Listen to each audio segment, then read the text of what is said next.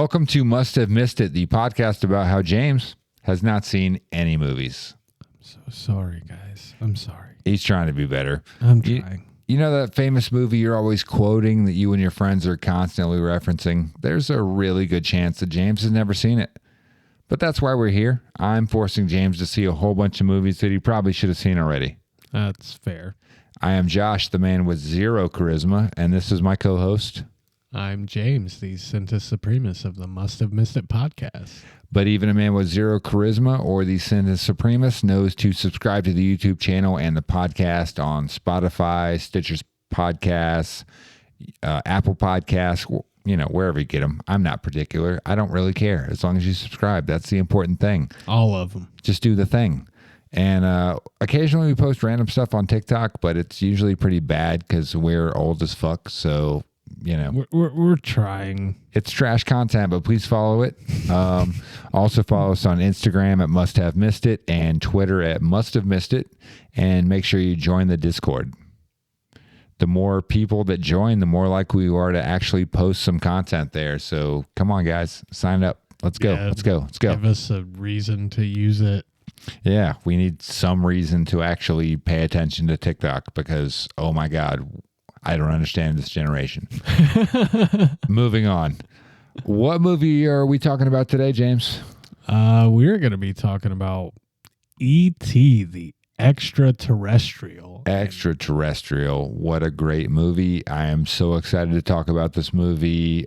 James, what did you know about this movie going into it? Other than the fact that it's just an iconic movie, Mhm. you know, it got the gist of it. Alien comes to Earth. That's about it, man. Yeah. I gotta tell you though, I am so excited for this episode. Like, this is a movie that, you know, a lot of these movies are gonna be like, you know, I'm sorry, I just didn't get around to it. But E.T. really feels like one where I'm like ashamed Yeah. that I haven't seen it. So I was pretty excited to get to this one. So Yeah, I truly feel that this is one of the greatest movies of all time. That's one of the reasons why I picked this movie. I was shocked that James hadn't seen it. I mean, there are people of a certain generation, the current generation. If you're 20 or younger, I am not surprised if you haven't seen this movie. the TikTok generation. Yeah, if you're over 30, I'm kind of surprised that you haven't seen this movie. That you know, even if you didn't find it or seek it out, that your parents didn't expose you to it is kind of shocking to me.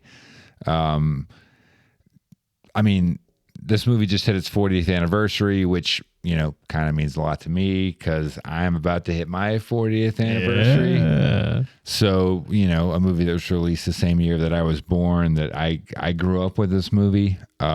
So I hadn't seen it in a really long time before we decided to watch it. And Yeah, I was think you said like at least a decade. at right? least a decade. Yeah. I would be shocked if it wasn't closer to 15 or 20 years, honestly. I don't think I'd seen this movie probably since I was in my teens. Mm. Maybe the 20th anniversary I might have caught it, but that's a different movie, so we'll get into that later. Walkie talkies. The walkie-talkies, what were they doing?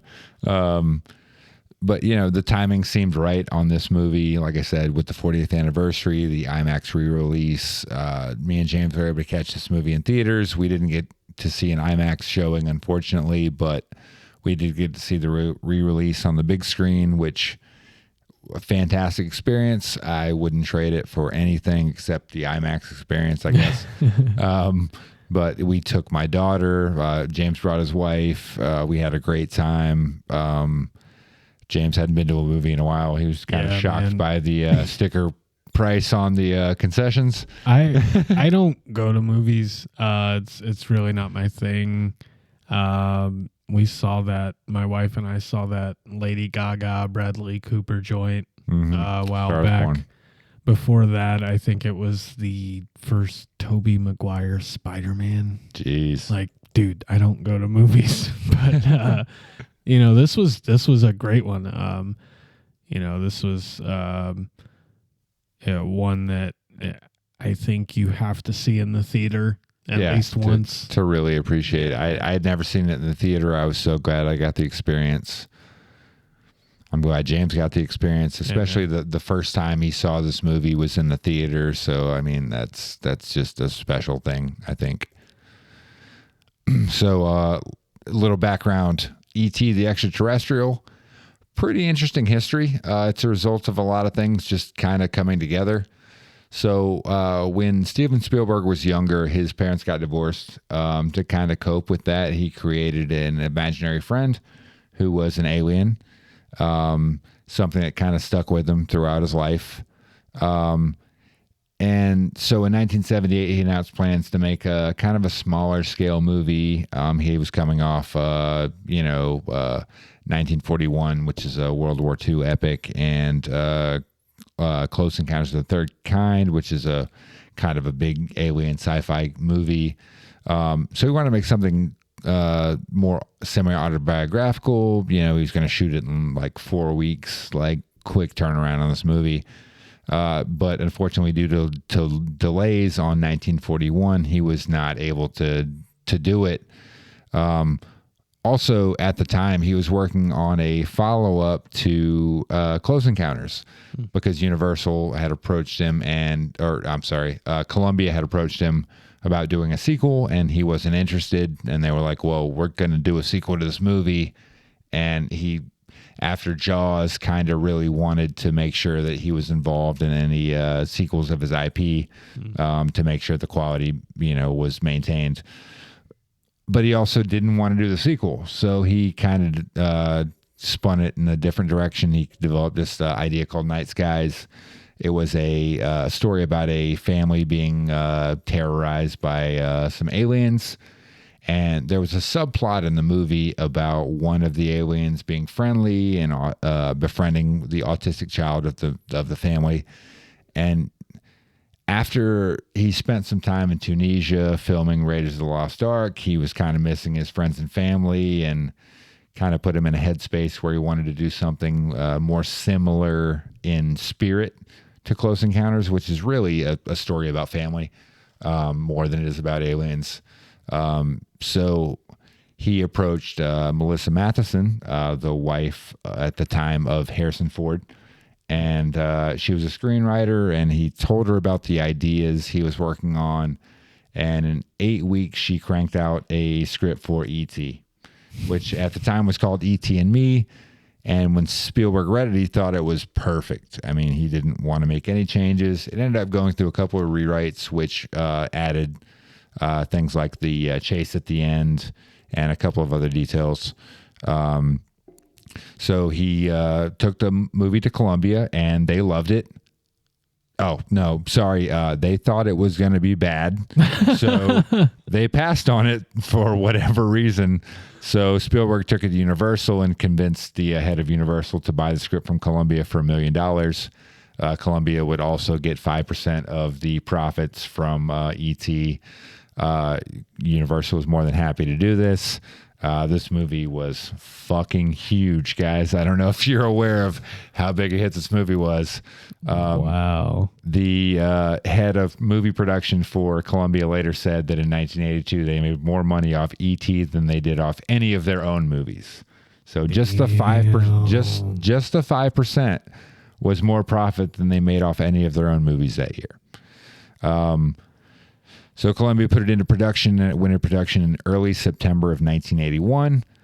The casting process, they spent a lot of time trying to find the perfect actor for Elliot. It's a huge part in this movie, and you've got to find a kid that can really pull off the emotion. So they auditioned hundreds of kids, finally decided on Henry Thomas. I will say, if you have not seen his audition, the improvised audition that he did for this movie, please search it out. Oh my God, it's some of the best acting I've ever seen. And I don't mean from a child. It is absolutely incredible. So very deserving of the part. He's really good in this movie for the most part. I think he kind of grows into the role as the movie goes, which makes sense when you find out that the movie was shot kind of chronologically to kind of help the kids acclimate to the roles and bond with the E.T. character and things like that. So the cast includes Dee Wallace as Mary Taylor, the mother of Elliot, Michael, and Gertie, and one of the most oblivious parents in movie history. It is truly absurd. Some of the scenes in this movie are just absolutely ridiculous. Yeah. Henry Thomas is Elliot Taylor, a.k.a. the kid who finds and befriends E.T. Robert McNaughton as Michael Taylor, Elliot and Gertie's slightly dickish, but there when it counts, older brother. Drew Barrymore, young Drew Barrymore as Gertie Taylor, somehow the smartest person in this movie. Peter Coyote as Keys, the shady government agent pursuing E.T. Casey Martell as Greg, meme lord, the E.T. verse. Spoiler, guys, I'm a big Greg guy in this movie. Mileage may vary on that. C. Thomas Howell in his first movie role as Tyler, one of Michael's friends who was not Greg. Sean Fry as Steve, or maybe he's Tyler, who knows. Erica Leniak as No Shit Pretty Girl, aka Girl Who Didn't Give Consent, Elliot. And here's the wildest casting: Harrison fucking Ford as the principal whose scene was cut. What? Harrison Ford, yeah. The weird thing about the scene is you never actually see him. The scene is shot from behind the principal, so the entire view is you see Elliot in the principal's office, and then the Harrison Ford's giving him the business, and then Elliot's mom, Dee Wallace, walks in, and the whole tone of the scene changes. Harrison Ford starts kind of like hitting on Elliot's mom, and it gets really weird. I have some things to say about that, but we'll come back to it. Yeah. That's wild. Glad that scene got cut because it did not age well, guys. I don't know what to tell you. The score to this movie was composed by the god of movie music, John Williams. That's a name you're going to hear a lot on this podcast. He did the music for a lot of the greatest movies ever made that James has somehow never fucking seen. This movie is another banger. It bagged him the 4th of his 5th Academy Awards, the 4th of his 7th BAFTAs, the 3rd of his Golden Globes, and I believe the 10th, 11th, and 12th of his 25 Grammys. Jeez. If you've never checked out John Williams' Wikipedia page, he has an entirely separate page specifically for his awards and nominations. I cannot name a single other person who has ever been associated with movies, music, etc. that has their own awards page separate from their main page. That's crazy. Unprecedented. That's crazy. Italian special effects artist Carlo Rambaldi designed E.T. and created the animatronics. There's an interesting story that goes into why Rambaldi is the person that Spielberg chose for this, but I won't really go into it. But it ties into the failed Night Skies project and Rick Baker refusing to work with him moving forward. So we went with Carlo Rambaldi. The face was supposedly inspired by the faces of Albert Einstein, Carl Sandburg, and Ernest Hemingway. I guess I see a little of the Sandberg and the Einstein, but Hemingway is, I'm just going to take Wikipedia's word on that. Producer and living legend, I bow before the greatness of Kathleen Kennedy, thought that E.T.'s eyes were so incredibly important in getting the audience to believe in the character that she hired staffers from the Jules Stein Eye Institute to create the eyes for the puppet. The $1.5 million E.T. puppet consisted of an animatronic head attached to a costume. Puppeteers controlled the face, and the costume was worn by two little people, Tamara Detroit and Pat Belon, and a 12-year-old boy who was born without legs named Matthew Demerit. They would take turns as E.T. depending on the scene and what it required. Slits were cut in the chest so they could see what was happening. There was also a professional mime, Caprice Roth, brought in to perform the hand sequences with prosthetic fingers. So basically 3 to 4 people to portray an alien who is maybe 4 feet tall. Yo, I gotta tell you, like, part of the reason that I love doing this podcast is to find out these little tidbits. Yeah. Like, yo, I did not know any of that. That is so fucking cool. So, kind of on the dark side, and props to how far our world has come in the last 40 years. The majority of scenes where you see where E.T. falls on his face, that was a 12-year-old boy with no legs. So, yeah, at least we're doing better than that. At least. So, yeah, everything's not great, but we're doing a little better than that. So, I mean, I don't know if we talked about it off camera at all, but like that was one thing that I was really curious about, and I know that you were gonna get to that with your breakdown, and I didn't want to look it up and spoil it, but I was really wondering how they made E.T. happen. Yeah. So yeah, just fanboying over here. It's weird. I think they used 4 different faces depending on the scene. There were some that were designed to do specific facial movements, and then I believe there was one that was specific to the beer drinking scene that had the extra neck animatronics and such. But I believe it was 4 total heads that they used, and then the 3 actors to play the body. As I said earlier, the film was shot in mostly chronological order. Spielberg thought this would help the young actors acclimate to the roles and bond with the give them more authentic performance. So they would bond with the alien as the movie progressed.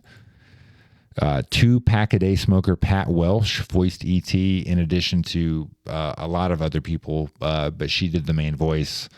Other sounds used included Ben Burt, sound designer, living legend as well, did the sound design for Star Wars, created the sound of a lightsaber. I mean, like, genius. Yeah.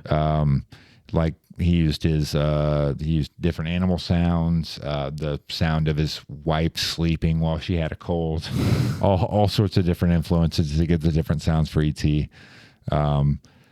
Pat Welsh was paid an incredible $380 for her work voicing the character, which I believe is something like $4.8 million in today's money. I'm not quite sure how inflation works, but it seems like about $4.8 million. The movie premiered at the Cannes Film Festival on May 26, 1982, and was released domestically on June 11th. It made back the entire production budget on opening weekend, about $11 million. It stayed at the top spot at the box office for 6 weeks, and after that, it kind of rotated between the first and second spot all the way until October. A movie in June still being in the movie theater in October. Can you imagine such a world? It's wild shit. Actually stayed in the theater until, I believe, the holiday season. Ended up making, by the beginning of 1983, it was the highest grossing movie of all time, passing Star Wars A New Hope. It had earned $359 million domestically and $619 million worldwide. After returning to the theaters a few more times, most recently, its total stands at $438 million domestic and $795 million worldwide. Adjusted for inflation, it is 4th all time on the all-time earnings standard. Fuck. Yeah, Gone with the Wind, Wizard of Oz, and I think Star Wars are the only movies ahead of it, adjusted for inflation. Yo, I did not realize it was that big. Yeah, it's crazy that so many people now are like, "Oh, I've never seen it." Like I said, when to me to have not seen E.T. seems crazy. So when you said you hadn't seen it, I was like, that's crazy. But whatever. Here we are. People really like this movie. I feel like that's obvious.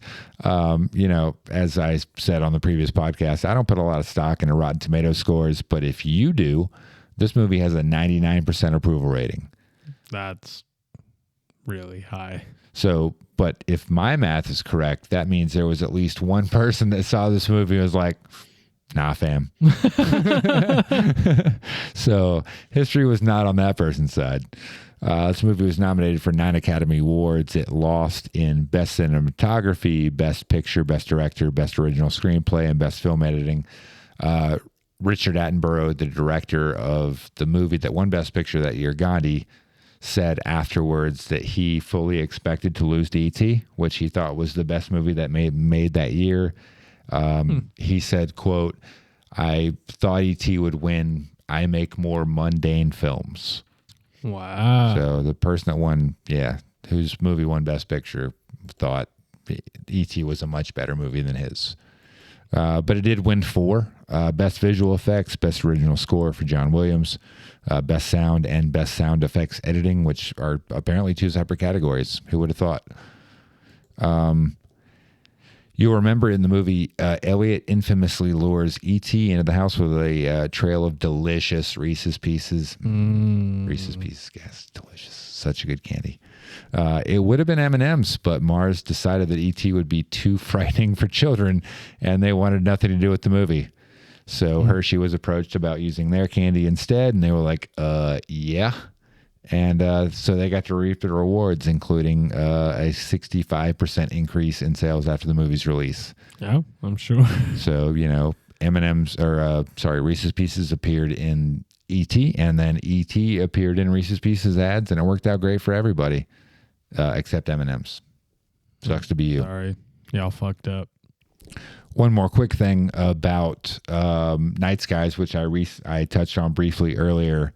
So the idea, Night Skies, actually, it's considered a failed idea because Night Skies never made it to development, but it's not really because E.T. spun out of it.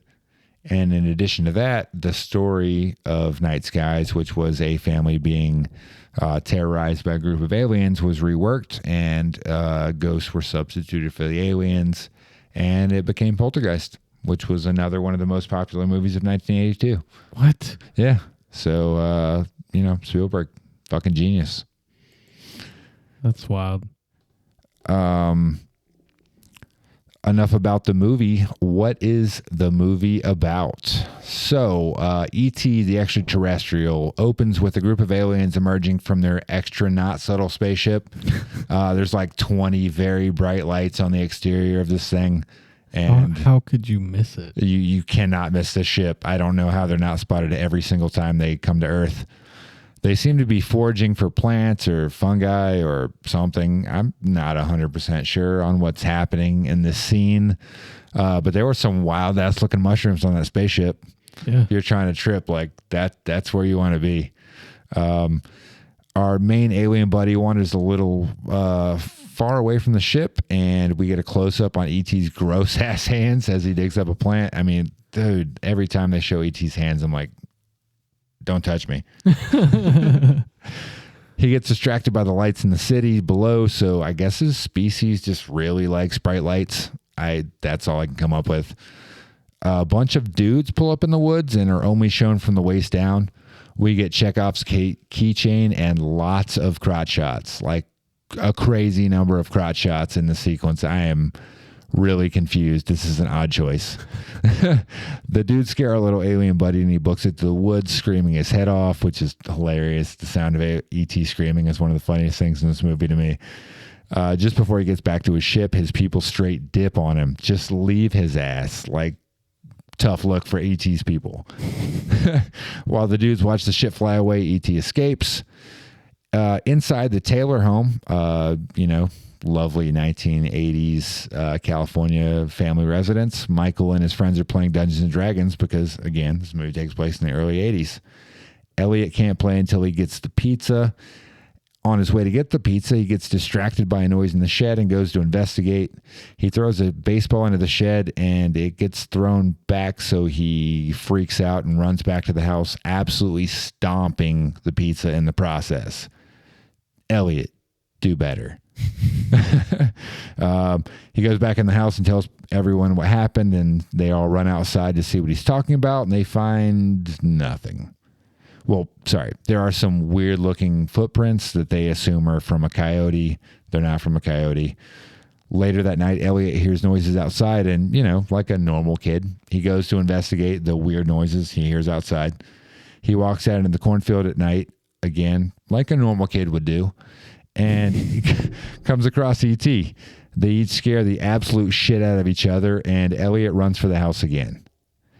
The next day, he lays a trail of product placement back to his house to entice the thing he's afraid of to come to him, like a normal kid. At dinner, Elliot is sulking that no one believes him before being an insensitive little shit and upsetting his mother. Luckily, Michael is there to call him out on it. Gertie also makes her first appearance in the scene, just repeating lines that everyone else is saying for the most part in the scene. That's kind of all she's doing. That night, Elliot escapes or camps out on the lawn to catch E.T. I don't really understand what his plan is here. He's afraid of this thing, and he's like, I'll lure it to the house and just hang out outside. It does give us, I think, what is a really good scene where Elliot is so afraid that he can't move, and he's trying to call for his mom and his brother, but he can't really, accentuate what he's trying to say. His voice comes out all creepy or scratchy, and I really thought that was very well done. So he lures him, her, they into the house and is surprised to see the alien mimicking his movements. Then E.T. puts Elliot to sleep. Cut to the dudes in the woods, which means more keychain and crotch shots before the guy with the keys finally finds the product placement on the ground. The next morning, Elliot is playing sick to stay home with his friend / pet / captive, and we learn that Michael can't drive for shit. Elliot begins trying to communicate with E.T., but it obviously doesn't go well because E.T. tries to eat the toy car. Elliot goes to get E.T. some food, but when E.T. gets frightened by an umbrella popping open, Elliot also feels his fear in the next room over, which is weird. Later that day, Elliot introduces E.T. to Michael, who is dumbstruck, and to Gertie, who loses her fucking mind. They all agree to keep E.T. secret from everyone else, including their mother. And Elliot states in a definitive fashion that E.T. identifies as male. So E.T. is a he. Since they now have a psychic link that Elliot never consented to, I'll give him the benefit of the doubt here. Cut again to the dudes formerly of the woods, now of the burbs. More keychain and crotch shots. Also, nearly everything in the scene is phallic. They're walking by holding like microphones in front of their crotches, and it's a weird choice. Not really sure what Spielberg is implying by all of this, but maybe I'm projecting. Back at the Taylor house, the kids are trying to figure out what E.T. is and what is his place of origin. He reveals to them via some fairly impressive telekinesis that he's an alien, and then Elliot inexplicably goes outside and hears the dudes formerly of the woods searching for E.T., while the alien displays even more ability by reviving a dead flower. At the bus stop the next morning, Tyler, Greg, and Steve roast Elliot about his goblin, and Michael does nothing. Thanks, bro. E.T. is almost discovered by Mary, but he cleverly hides among some stuffed animals. Cleverly. Elliot has to dissect a frog, and E.T., with free reign of the house, opens the refrigerator and starts chugging beer. He is absolutely sloshed, and so is Elliot, who decides to become a frog liberator and sets all the frogs in the class free. It is absolute chaos. The movie E.T. is watching at home inspires Elliot to be John Wayne, so he steps on the back of a person of color to kiss a girl who did not give consent. What could be more John Wayne than that? Mary has the most epic oblivious parent moment of in history of cinema as E.T. walks circles around her in the kitchen, and Gertie does her best to break the promise she literally just made yesterday. Right.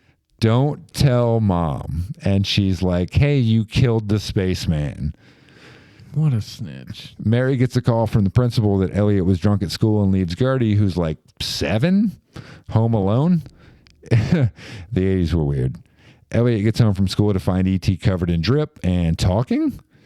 E.T. drops his most famous bar, and they get to helping E.T. build his intergalactic phone. Michael points out that E.T. looks sick, and Elliot responds with, we're fine. Michael rightly points out the incorrect use of the pronoun we. Meanwhile, the dudes formerly of the woods are listening to everything Michael and Elliot say. When Elliot accidentally cuts his finger, E.T. gets the glow and heals it instantly. Really dope power set on ET. Maybe a little OP, but we can work with it. Time for trick-or-treating. E.T. hides under his sheet, pretending to be Gertie in yet another oblivious parenting moment. Elliot and E.T. ride into the woods to make the phone call, and we get the amazing flying bike scene. Iconic visuals, iconic music. I mean, it's perfect, holds up to this day. Amazing. E.T. makes the call, and Elliot tries to talk E.T. into staying on Earth. E.T.'s not going for it. He needs to go home. But then they fall asleep, and Elliot wakes up in the woods, and E.T. is MIA. Mary's talking to the police when Elliot finally walks in with a fever, looking rough. Michael goes to look for E.T., and he's followed. He loses his tail and finds E.T. basically dying in a creek. Michael brings him back to the house, and the kids reveal E.T. to Mary, and she cannot deal. At this exact moment, astronauts arrive on their doorstep. All of the doorsteps and also the windows, they're just coming in through every fucking opening of the house. The government constructs the world's most elaborate blanket fort around the Taylor home, and they begin questioning the family. E.T. is dying, and the doctors don't know why. The dude with the keys, who from now on we're just going to call Keys, tells Elliot that he met E.T. when he was a child, and he always hoped to be visited again. He actually seems pretty genuine when he says it. E.T. flatlines, and the doctors are unable to revive him. Everyone's very sad. The government starts packing up and leaving as the crowd surrounds the house. They put the dead little alien in a box, and Keys gives Elliot a moment alone with E.T.'s body. Elliot eulogizes E.T. in a beautiful scene and closes the box. But wait, there's a glow from inside the box, and the flowers come back to life, and E.T. is alive? Surprise, motherfucker. But he won't shut up, and he's supposed to be dead, so Elliot covers up by doing the worst acting in this movie. It's just absolutely terrible. He tells Michael, who nearly gives himself a concussion in his excitement. Gertie again almost ruins the plan by giving Mary a note explaining the plan way too early. Michael recruits Greg, Tyler, and Steve to help with the rescue and drives off in a van with 2 government employees dragging behind them. Elliot detaches the chute and loses the stuntmen. They ditch the van for bikes, and Elliot delivers the iconic line, "This is reality, Greg." Love it. The chase continues, weaving through the town towards the forest.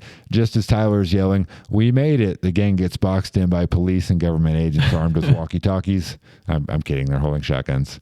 Things are dire until E.T. casts Wingardium Leviosa on the entire party, and they fly off on their bikes. They arrive at the spot where the communicator was set up, and E.T.'s people have come for him. Again, the spaceship is the opposite of subtle, so it's no wonder that Mary, Keys, and Gertie show up almost immediately. Each of the kids shares a heartfelt goodbye with E.T., with Elliot's goodbye being an absolute tearjerker. Oh, man. Boy. E.T. gets on the ship and goes home, and there was a film critic out there who was like, "Nah, fam." Oh, boy. Quick couple quotes from the notes in the movie. Chekhov's keychain. As many times as they show us the keys in this movie, you would think they would amount to something, and they never do. There's no point whatsoever to the keys. You get 6+ close-ups of the keys, and they don't amount to shit. The weirdest thing is the guy, again, we're going to call him Keys, putting on his hazmat suit with his keys under it. Like, isn't that just going to rip a hole in your hazmat suit and negate the fucking point of wearing the hazmat suit? That's kind of the point. Yeah. Right? I don't really know. Yeah. The opening scene where they're chasing after E.T. and getting outrun by an alien whose legs are approximately this long. Everybody see? About this long. You're human fucking men. Like, how can you not catch this alien? I don't understand it. Mary laughing at Elliot calling Michael penis breath is the most realistic parent moment I've ever seen in a movie. I have been there many times where my daughter has said something wildly inappropriate, and it's really funny, and I can't help but laugh. I'm supposed to be a parent, but in the moment you just get kind of caught up in how funny the thing is, and you laugh, and it's not what you should do. It encourages the behavior, but I felt it. Yeah. Also, Mary sniffing empty beer cans while refusing to believe that Elliot was drunk at school as E.T. stumbles around behind her. Like, just absolutely terrible awareness here. Dude. Just wild. So oblivious. And the last thing, the Yoda, when E.T. sees the kid dressed as Yoda, I love it. And I love that George Lucas later repaid the favor by putting E.T.'s people into one of the Star Wars movies. So they both exist in the same universe. Just fantastic. I was so glad they did that. Any notes you want to share? Yeah, so I have a few quotes. I think some of them are already things that you have mentioned, but I wrote down for a PG movie, we get douchebag and penis breath within the first 20 minutes of the movie. And also one of my favorite lines in this movie, Michael walking in, finding E.T. covered in the drip, saying, "What is this shit?" I absolutely love that line.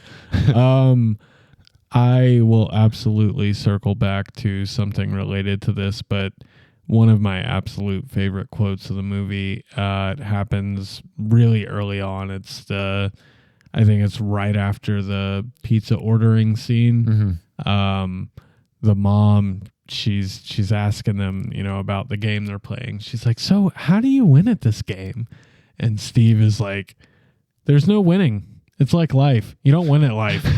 It's just like, it's a background. That's a great line. Yeah, it's a background line, but holy shit, man. Like, I had to jot that down. In fairness, some people win at life. Let's be honest. Some people won the game of life. Right. We have not. We're trying real hard, but we have not yet. So someday.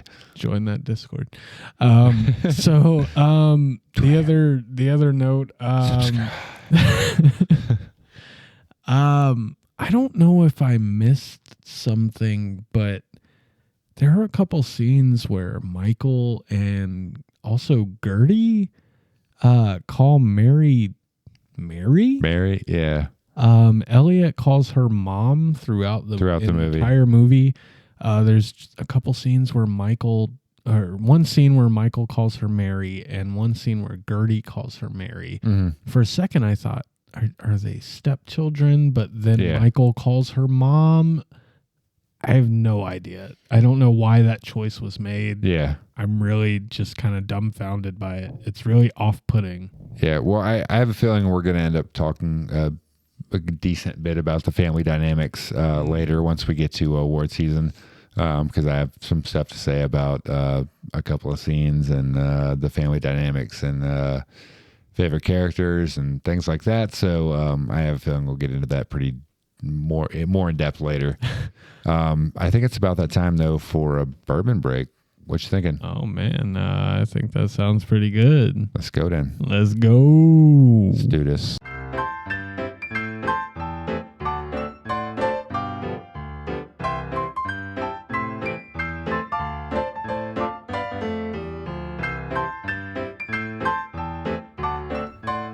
And we are back. Time for the reaction section of the podcast. So, James, man, E.T., how do you feel about this movie, and how did this movie make you feel? Man, I think it's kind of the intention of the movie, but boy, did it make me feel. Yeah. This movie really takes you places. Not gonna lie, it made me tear up twice. Yeah. This movie is an experience. It's not just a movie. It's an experience. And I think that's kind of the point. We discussed how this movie was, meant to be a very emotional movie. Yeah, it's some movies are driven by the plot or the characters. Right. This movie is very much driven by emotionality, I think. Right. It's not so much about the story itself, which in your recap you said a couple times, like, I don't know what's going on here. There's a lot of times in this movie where you don't really know what's happening in the movie, and it's not that important. It's just I'm making jokes. I think it's funny that the movie, in several instances, makes no attempt to explain what's actually happening. It's just like you're just along for the ride, and I think that's fine in this movie. It really works. Yeah, but let's go back to our first episode with Azkaban, where I came away not really enjoying it all that much. Mm-hmm. Like a complete opposite with this movie. Yeah. Blown away emotionally. Enjoyed it more than I think I could have imagined that I would. Yeah. I was a little worried when I suggested we watch this movie that it just wouldn't hold up. Yeah. As we discussed earlier, I hadn't seen this movie in, probably close to 20 years. So I recently rewatched The Goonies thinking, oh, I love this movie. It's going to be so great. And I rewatched it and I was like, this movie's not very good. The acting is not good. A lot of it just doesn't hit. There's a lot of parts that are really problematic, and I was worried that would be the case with this movie as well, and it's really not. That's not to say there's no problematic moments in this movie. We've already touched on one, and we'll talk more, I think, about it later. But for the most part, like, this movie really holds up in terms of what you would expect from a modern movie. A lot of the technology is very based on the 80s. But I think other than that, like, if this movie was made last year, it would probably stand up just as well as being made 40 years ago. Yeah. And again, I think that's just kind of a testament to how big the emotional impact of this movie is. Mm-hmm. It's timeless in a way that, you don't need to have all the flash and pizzazz of a movie these days to get across the message that E.T. does. Yeah. But I don't want to get ahead of myself with our categories, but just Elliot and E.T., the connection they have. I mean, you could watch that movie over and over again. Yeah. It's a movie about friendship, and that's a timeless story. So it doesn't matter when it was made. It just matters about the quality of the movie. That said, does E.T. live up to the hype? Oh, yeah, for sure. I remember walking out of the theater, and I don't know if I said it out loud to you. Maybe I did. Maybe I just thought it. But, my initial thought was, like, man, I can't wait to watch this again. Right. For the podcast, like, to rewatch it. Like, I was ready to do it that day. Yeah. And that's really the test with these movies is, I got you to watch it once, but yeah. if I didn't force you to watch it, would you watch it again? And that's I think really the stamp of approval for you for one of these movies is that, if you had 2 hours and, just wanted to spend it having a good time, like, this is a movie that you would watch. Yeah. I mean, if anyone out there is like me and just does not watch movies, and E.T. is one that you've just been wanting to get around to, like, fucking do it. Like, don't put it off any longer. It's amazing. You'll be so glad that you did. 114 minutes, including the credits. You're not going to get that out of a modern movie. Yeah, bro. Like, it's an easy watch. There are 1 or 2 scenes for me that drag, or that I could do without. Yeah. Otherwise, like, it kind of flies by. Yeah,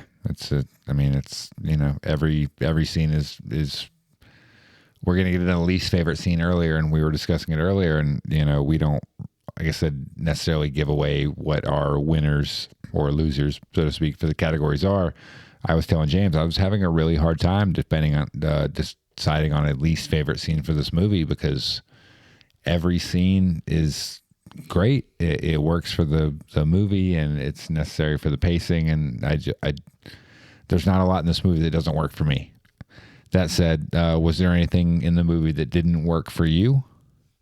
So I jotted down a couple things. It's kind of nitpicky though, and I just kind of want to go ahead and say that before we get into everything. the things that I don't like about this movie, aside from one thing, and I promise I'll make it clear, are kind of nitpicky. But that being said, the scene in the cornfield where Elliot first discovers E.T. face to face, the moment right away, I mean, it's great. Yeah. You know, you get the sound effect of E.T. screaming It's so funny. it's so ridiculous. I love it. Yeah. Like, I'm not even going to try to imitate it. I'm sorry, but like, it's fucking great. But then there's this, you know, Elliot has his reaction, and it kind of quick cuts like 4 times to show that Elliot's, you know, looking around to see where ET's going or whatever. The quick cuts didn't hit for me. And I was like, maybe this is an 80s thing. It was just kind of jarring to me. It was like, Yeah, it's strange too, because Spielberg is normally an economist when it comes to storytelling. Very good at getting his point across in as few scenes or as few shots as possible. So yeah, I feel what you're saying. It's a little jarring in this movie. And again, it's nitpicky. It's I had to actually try really hard to find certain things that didn't work for me. Yeah. Also, I'm a Star Wars fan-ish, you know, but 3 Star Wars references in this movie. Yeah. At a certain point, I was like, oh, all right, we get it. There's an entire Star Wars product placement sequence in this movie. Yeah, right. Like, look at this action figure that you could buy, or this action figure, or Lando Calrissian, or Boba Fett. I'm just saying, these are all available at your local KB stores, or KB Toys, or Toys R Us. Please go pick them up. Again, That's kind of nitpicky because, you know, media that's made in that era or like, I'm a big That 70s Show guy. And, you know, that's chocked full of Star Wars references. Right. Which is weird because that movie came out in 1977. Right. Well, yeah, the first season takes place in 1976. Okay. So I guess, you know, a couple seasons in. Yeah. Before they start referencing it. But I get it. It was iconic for the times. But I was like, all right, we got the Yoda costume. We got the Lando Calrissian figures. Gosh, I'm forgetting what there was another reference of some sort to Star Wars in there. But again, nitpicky. The other things that didn't really work for me, I think, are going to come in our categories. Yeah. So I don't want to jump ahead. Yeah. I have a feeling it's going to come in categories, so I'm not going to get too into depth. But the John Wayne reference I made earlier. Yeah. Well, I have a feeling we're coming back to that at some point. I'm pretty sure we are. I won't get in depth on that, but that was probably the one scene that really does not work for me. Just not the kind of thing that you would do in a movie these days. So a product of its time, I guess. But even still, that doesn't excuse what happens in this scene. So I feel like, you know, a lot of the movies we're going to watch are kind of organically going to be from this time period. So I feel like that's something we're going to run into a lot. Yeah. We're just going to have to navigate those waters. I mean, you can go back to the early 2000s and watch movies and be like, wow, you could not get away with that now, you know? So, you know, we're talking about a movie that was made 40 years ago. And again, I'm not trying to justify the choices made in the sequence that we're referring to. We'll talk about it later. So music and movie magic. I knew I was going to do that.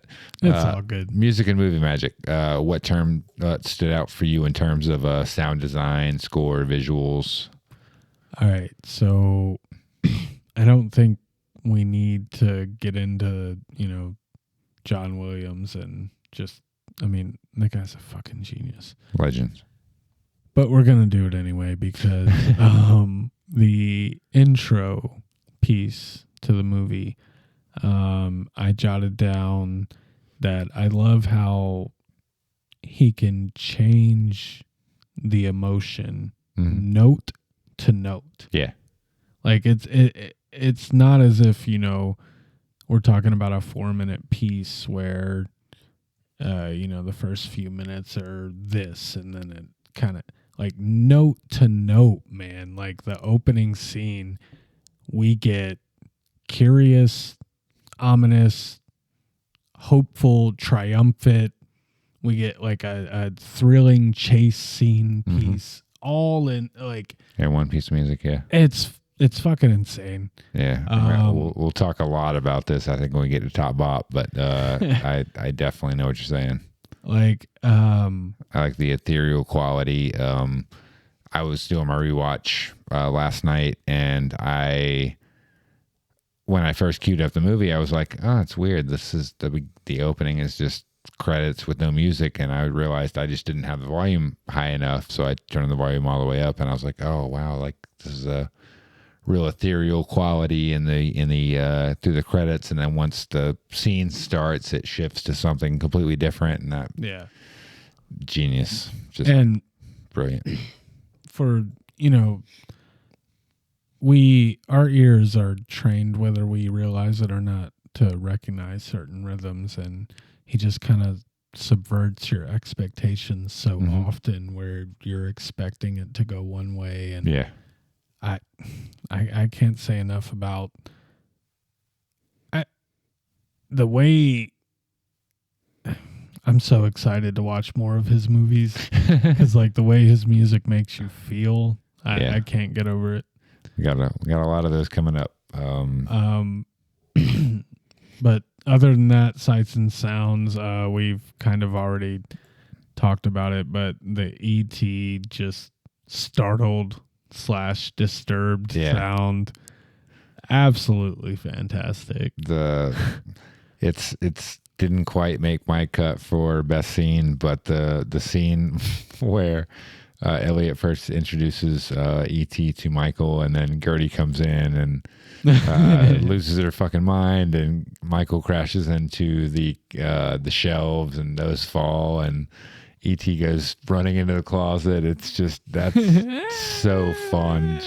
It's just so funny. I really enjoy that. I do want to, it's weird that this keeps coming up in our podcast. The lunar calendar, which is not something that gets referenced in any other aspect of our lives, I promise. Shout out to Lupin. Shout outs to Lupin.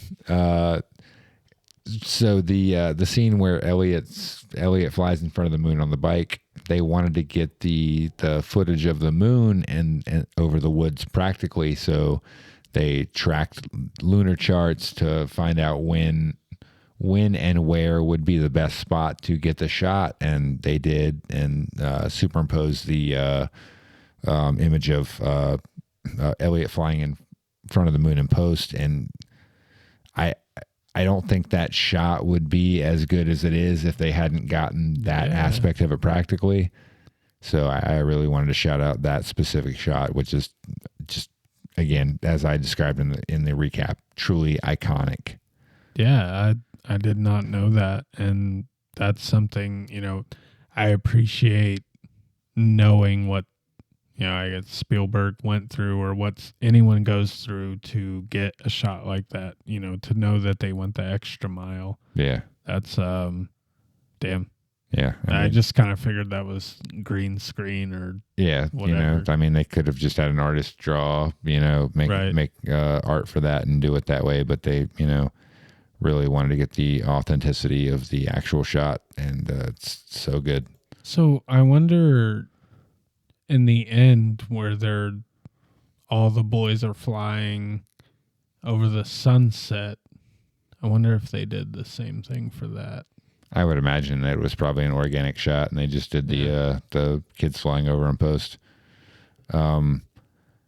So with the 2002 remake, or not, I say remake, I don't mean remake, but reissue. The walkie-talkie the walkie-talkie version, the digital ET version. not the version that you're going to come across most likely these days. I think it's actually harder to find that version than it is to find the original or the IMAX reissue. The scene where Elliot flies in front of the moon, they went back and added his cape and made it flutter behind him, which I think actually held. That is the one part of the reissue that's still in the new version of the movie rather than everything else is original. Shotguns are reinserted, thank God. No, walkie-talkies, what are we going to do? They'll call more people. Yeah, they'll call more people with walkie-talkies who will call more people with walkie-talkies, and then we'll really be in trouble. But I think that's the one thing that held from the reissue to the current version of the movie, which is essentially the original version, but updated. So that was kind of done actually to make it fit in with the logo of Amblin, which is a movie company that no longer exists. So very strange choice. So I think it's time to move into award season. We will start with scenes. We're going to do favorite scene. What you got? All right. So we have been hinting, and you're right. I think this is maybe a lot of people's favorite scene. So where I decided to kind of mark it is E.T. goes out into the house alone for the first time. Excuse me. Just from the start of it, he comes out of the bedroom. You've got the light behind him. Yeah. It's just kind of, so he comes out, he sees the dog, and they have their little, Harvey, they have their little interaction. And he moves down to the kitchen, wearing this blue plaid robe. Yeah. Wanders in there, goes for the potato salad, and is like, nah, fuck that. Trash. And gets a Coors Light instead, like total dad move. And then you get the whole Elliot getting drunk in class. You get the frog dissection scene with the science teacher, which I'm going to come back to later. But yeah, then we end on a really strange note and random ode to The Quiet Man. 1952 John Wayne, Maureen O'Hara movie. I really could have done without the ending of that scene. No surprise. It was really hard for us to not talk about this scene before we started recording, because like, holy shit. It just, you get this scene, man. You get the dull ass fucking science teacher. There's some great shit there. Obviously E.T. getting drunk, that's good times. Pretty funny. But yeah, they kind of kill it. So reluctantly, almost, it's my favorite scene, but it's so with fun. Reservations. Yeah. It's so fun. But yeah, the teacher with the chloral balls and the way he describes it to the children, as if, I mean, it's just no big deal. Yeah, we're just going to murder these frogs. Putting them to sleep. Yeah. Also, there's it cuts to the little girl holding the two frogs and just looking fucking petrified. Yeah, sitting on top of the chair. Yeah. That shit was so fucking good. Yeah. But yeah, I'm gonna go with that for my best scene. What was yours? Yeah, I like that scene. As we've discussed, the ending of that scene very problematic. Please get consent, Elliot. What the fuck are you doing? Just take it out. That's not okay. And again, standing on someone's back in general without like getting their permission is pretty rough. And then the fact that it's a person of color that this is happening to, pretty problematic. But for a favorite scene, I really had a hard time deciding on this. This is going to happen a couple of times. I apologize. I have two that I cannot decide between them. I will start with the E.T. death resurrection scene. Okay. Really, Elliot's goodbye to E.T. When he thinks that he's died, leading into the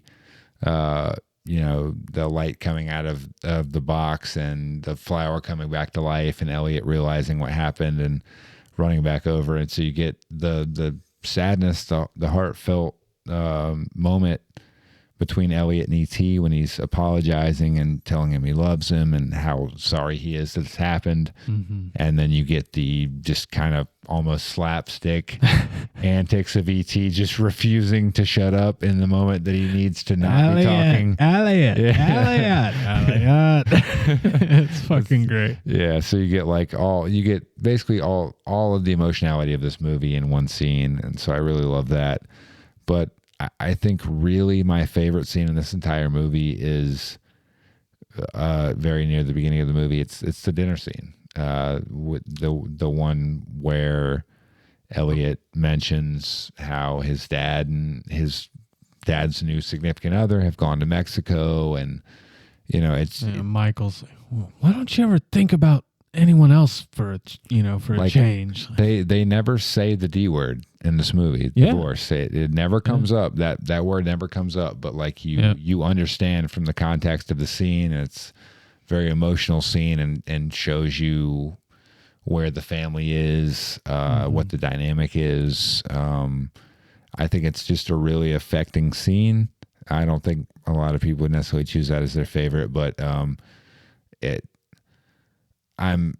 gonna make a strong case for Mary Taylor later in this movie or later in this podcast. And I think this scene really gives you a lot in terms of where she is emotionally, what her headspace is at the time that this movie takes place, the pressure that she's currently under. So remember this scene later when I'm defending Mary Taylor. All right. What you got for least favorite? Least favorite scene. So I want to go ahead and preface this with, I don't think that overall there's too many issues with the way the scene is shot or directed. It's really just honestly a couple lines of dialogue that take me out of it. So much so to the point that like this is the one scene that I'm like, can we just get to the next? Yeah. Like, I'm good. I don't need this. Yeah. And that's E.T.'s death scene. Mm-hmm. It's long. And it's long, and there's the part where he's actually dying, and E.T. and Elliot's connection is separating. Mm-hmm. E.T.'s making that choice in that moment that it's me or Elliot, and I gotta go. That's how I interpret it. Yeah. Anyway, and it's the doctors. I mean, they're just. We talk about it before, and show me, don't tell me. Mm-hmm. And they're just, he's dying. Oh, they're separating. Yeah. Like they're explaining every little thing that's happening, and that's my knock on this for Spielberg. Like that scene, like just don't have that dialogue in there, man. Mm-hmm. Like we can clearly see what's happening. Yeah. The doctor's shouting. There's a doctor that just shouts, more drugs. And then I think he's dead.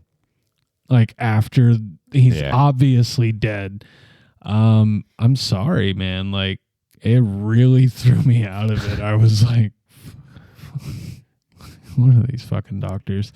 It's just tough for me to watch, and it was hard coming up with a worse scene. Yeah. Because man, like the whole movie's pretty good. It's a really banger. hard to find. Yeah, like I was saying earlier, it's really hard to find a least favorite scene for this movie. But real quick fun casting note for that scene. The majority of characters playing doctors or actors playing doctors in that movie are not actually actors. They are in fact doctors.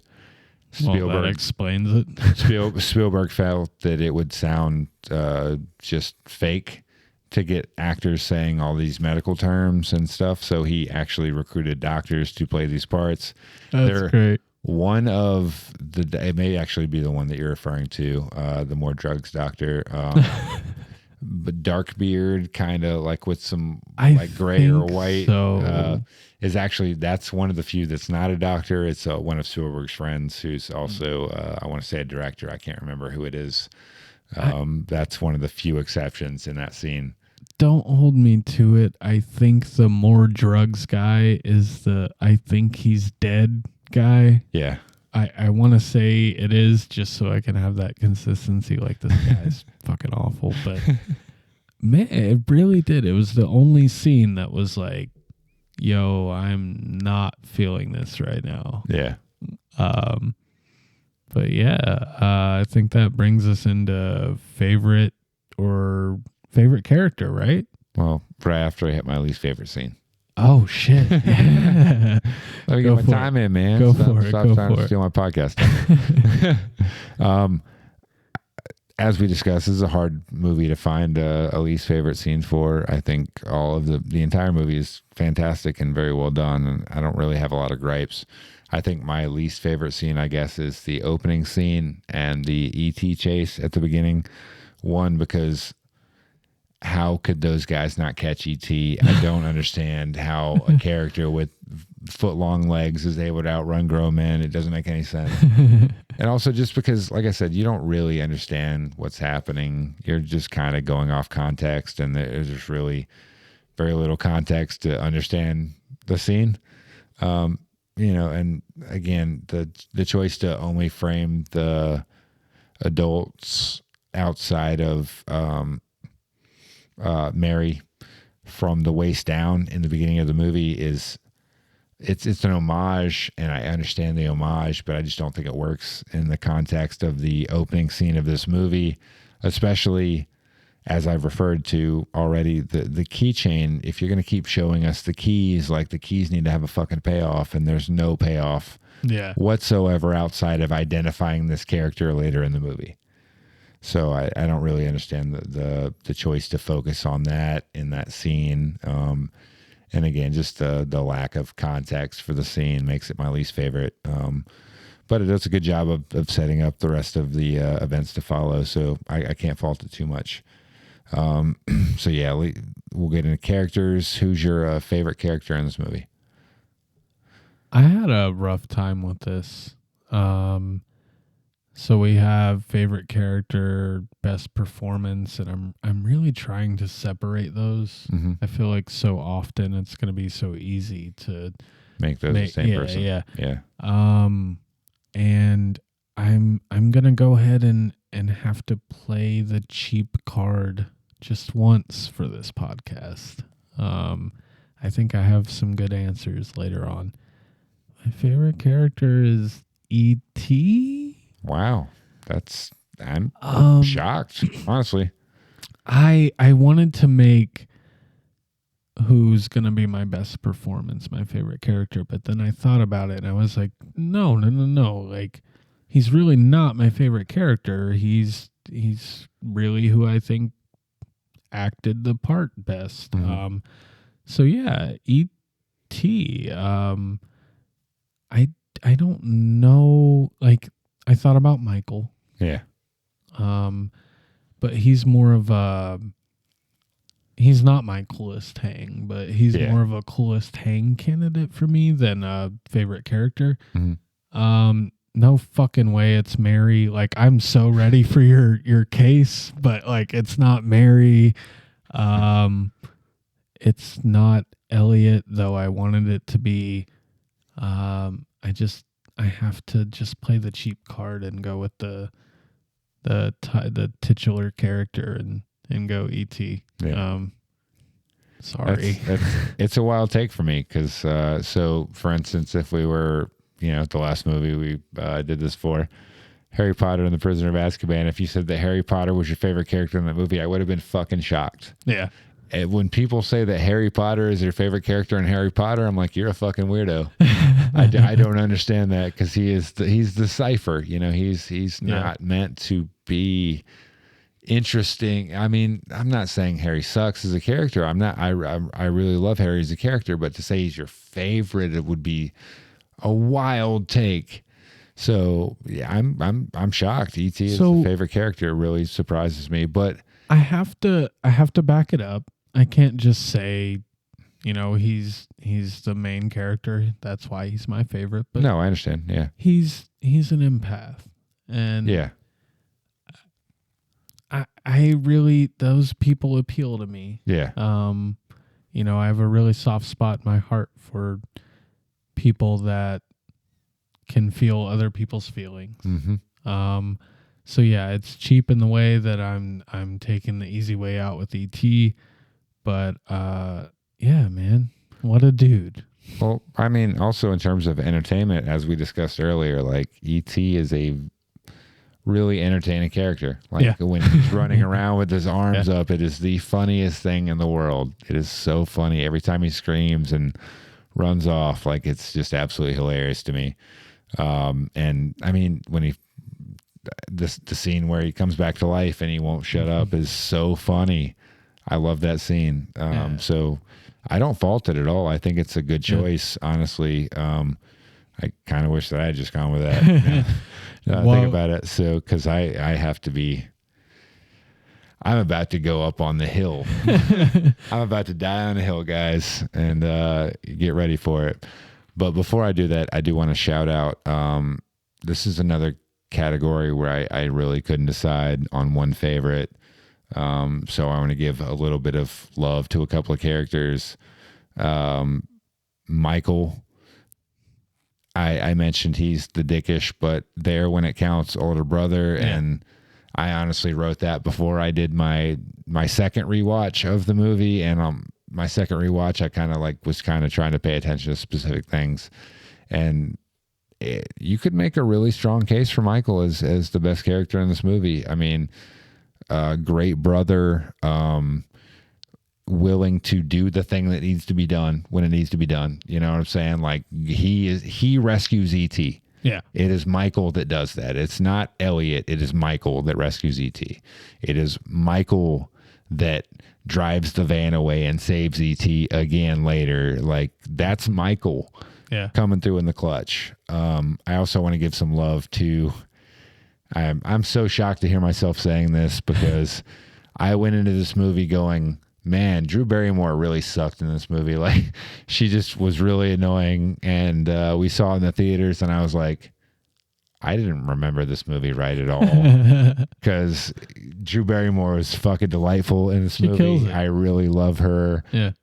Maybe a little too precocious to be realistic, but a great performance and a really good character, very fun. Again, somehow the smartest person in this fucking movie. And here's where I die on the hill, guys. Because I would like to I'm gonna stand by this and say that my favorite character in this movie is Mary Taylor.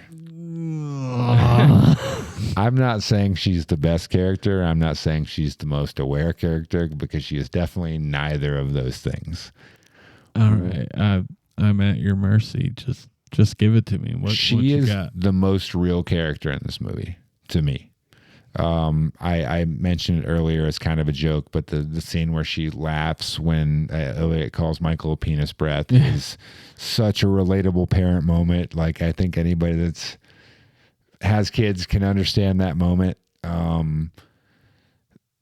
The quiet sadness when she initially gets up from the table and does her absolute best to conceal what she's going through in that moment until the kids start arguing about whose turn it is to do the dishes, and then it just kind of pushes her overboard. Like, again, if you're a parent, that's a thing you can relate to, especially, if every relationship, it doesn't work out, so, I would love to say that I've never had a failed relationship, but I have. And I understand that feeling. The line, but he hates Mexico, like that cuts, man. It really does, because I've been there. I felt that. I think we've all felt that when the person that we thought we shared a special bond with, and they wouldn't do this thing with me, but now they're with somebody else and they seem to be fine with, going to Mexico, which is a place never about Mexico. Right. Exactly. And that shit really hits home. And then later it gets referenced again when she's going to get the pizza on Halloween or whatever. And, I gave her shit because she's not as attentive as she should be. But again, she's going through a lot of shit right now. She is the sole provider, as far as we understand it, for 3 children. She is the only person parenting these 3 children while she is going through a divorce. So props to Mary Taylor. She's doing the best she can. This is going to get so awkward. When you move into least favorite. Oh, yeah. All right, so hit me with least favorite character. I'm curious to see who you have. I think this is going to be quite the mom show. It's fucking Mary Taylor.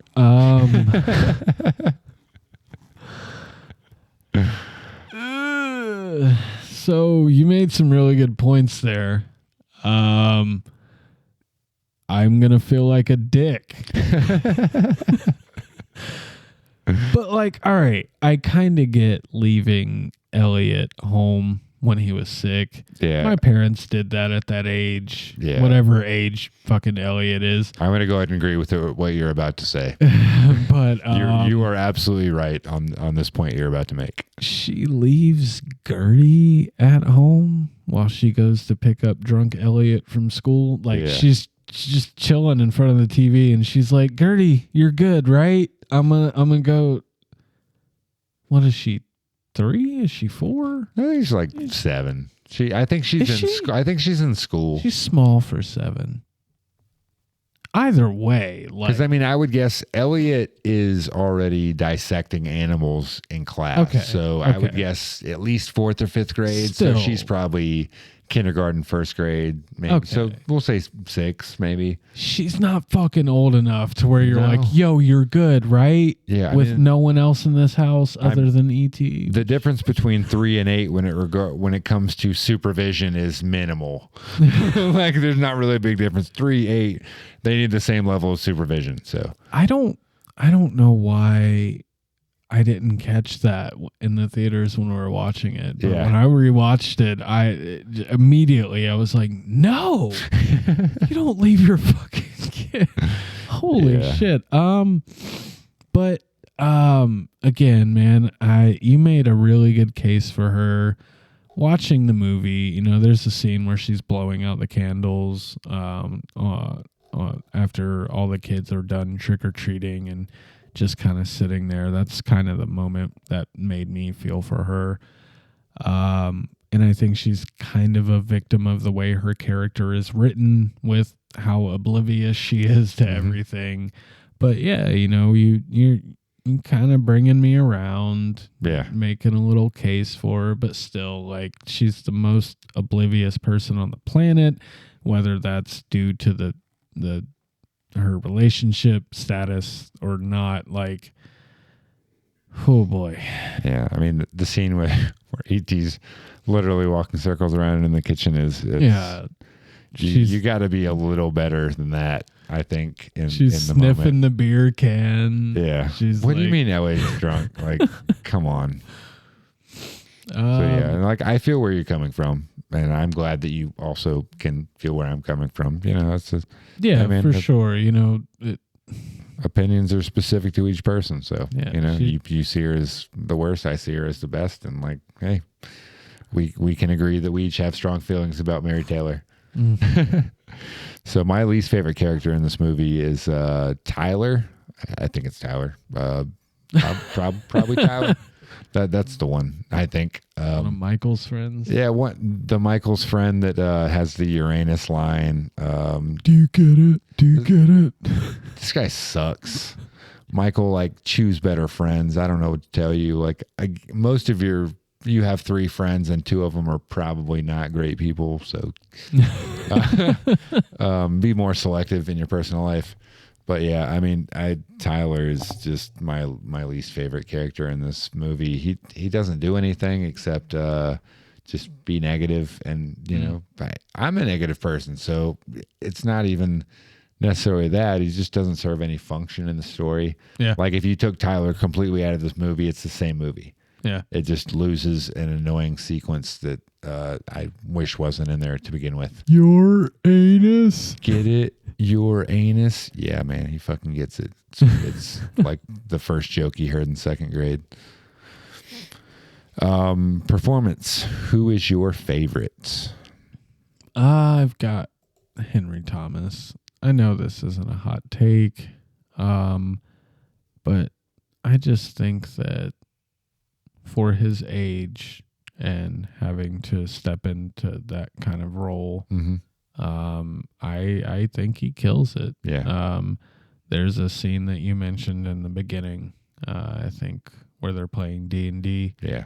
And it's kind of rough. Yeah. Definitely kind of stumbles into it.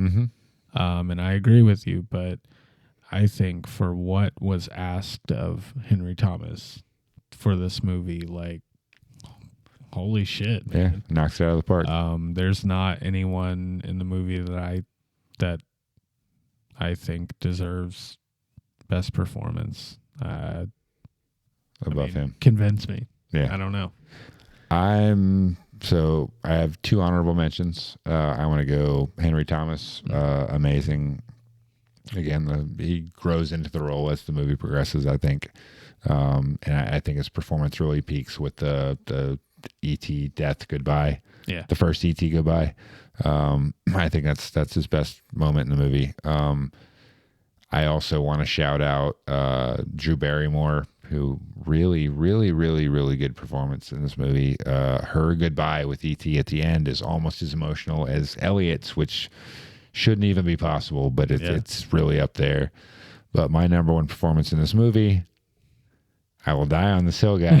Oh, shit. D. Wallace. Fucking All right. D. Wallace, man. I think, again, like it's the quiet moments, where she's trying not to look sad, and she is almost in a different movie from everybody else, I think, in terms of the acting in this movie. Again, it's not to take anything away from Henry Thomas, who gives, one of the all-time great child actor performances. I think Drew Barrymore also one of the all-time great child actor performances, but they're just not on the same wavelength as Dee Wallace in this movie. I almost feel like she's in a completely different movie than everybody else as far as that goes. What's your least favorite performance? Before I get to that, I did want to just kind of piggyback on something that you talked about that I just absolutely love from Henry Thomas, and that's him barely being able to speak. Yeah. That scene. Yeah. Like when we first saw that in theaters, I remember that was the first thing I was like, jot this down. Yeah. You that commented. shit. We were walking out of theater and you commented on it.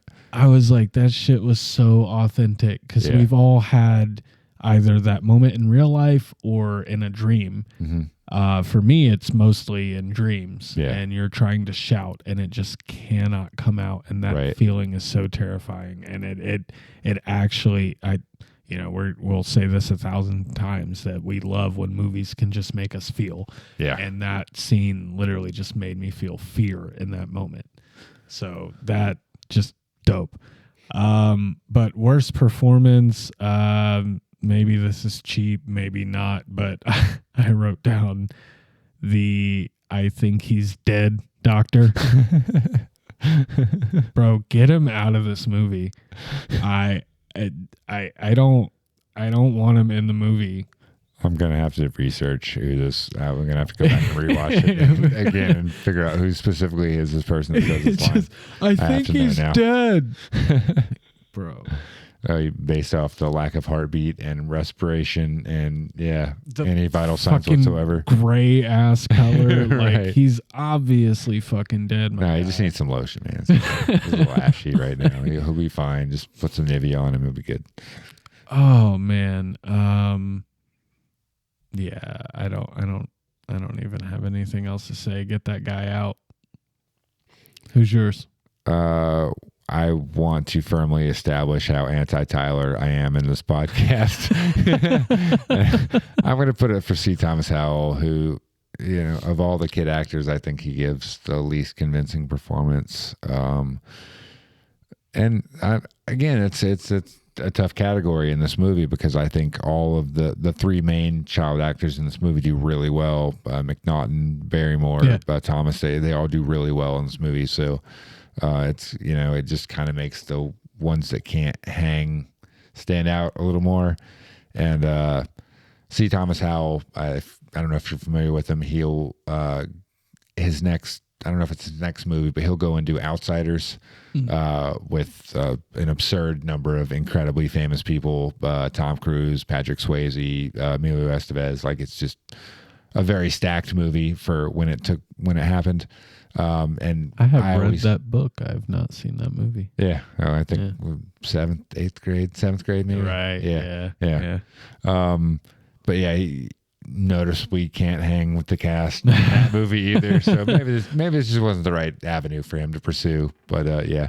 Well, I read today that he was cast in The Walking Dead season 11, so that can't be great. Well, as I've discussed, The Walking Dead kind of tanked 5 seasons ago. So right, that's what I'm saying. Like, maybe that's not a good thing for maybe Thomas Howell, or maybe it's not a good thing for either party. But yeah, I've got again, Tyler is my worst performance in this movie. But get it? Yeah. Okay, yeah, we get it, man. Coolest hang. Who you got? I'm afraid I'm gonna steal this one from you, but we did not share this category, so if it happens, it happens. My coolest hang is Steve. I fucks with Steve. Spoiler alert, guys! If you want a quick and easy hack to make a really cool character in your TV show or movie, just name him Steve. Tends to work out. Steve, man, I think from the jump, he has the line I referenced earlier. He's like, yeah, it's kind of like life. You don't win at life. From just that moment, I was like, oh, he's on my radar now. I'm going to kind of watch Steve. And he's got the drip later on with the, sunglasses, I'm not going to get into it. I will. Yeah, I was going to say that could possibly be a category, but yeah, Steve is just kind of that dude where, he kind of seems down for whatever. Yeah. Kind of real chill guy. Kind of reminds me of my Ron answer from last movie. Just kind of someone that, like, low maintenance, like not really going to cause you too many issues. Yeah, fucks with Steve. Yeah, fucks with Steve. I like Steve. He's not my coolest hang, but I think of Michael's friends, he's the one I'm most likely to want to have a beer with when he comes of age. Right. For my coolest hang, I have Michael. Again, I gave him a little bit of shit in the very beginning in the intro about him being somewhat dickish, but again, he is the dude that comes through in the clutch. Saves E.T. 2 different times. He's the guy in this movie that gets shit done. I don't really know what else to say. No, like, Michael is if I had an older brother, I would love for it to be Michael. Yeah. No, it's a great answer. It doesn't really need all that much explaining. Yeah. Michael's that dude. Who you got for toughest hang? This is rough, man. I feel like we kind of talked about this in least favorite performances. It's kind of rough to really get there with this movie. Your core is like 7, 8 people. There are literally like 8 characters in this movie. Realistically, there's like 8 characters. Like, I feel like even the bully type characters redeem themselves in this movie. But I settled on the science teacher. Yeah. It doesn't seem very, very fun, that's for sure.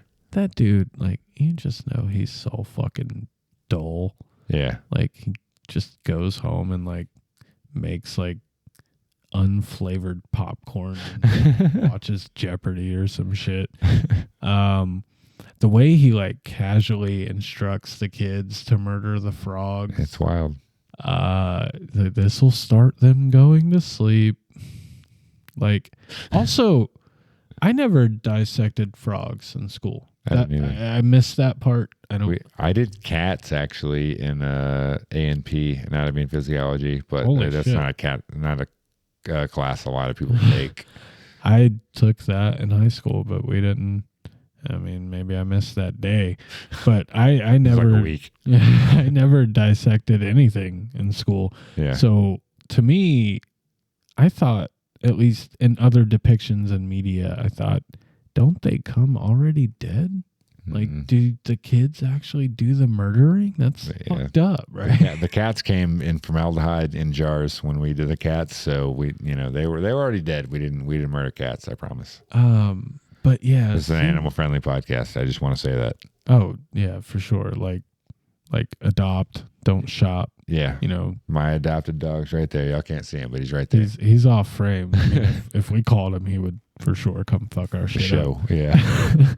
But no, dude's a total sociopath.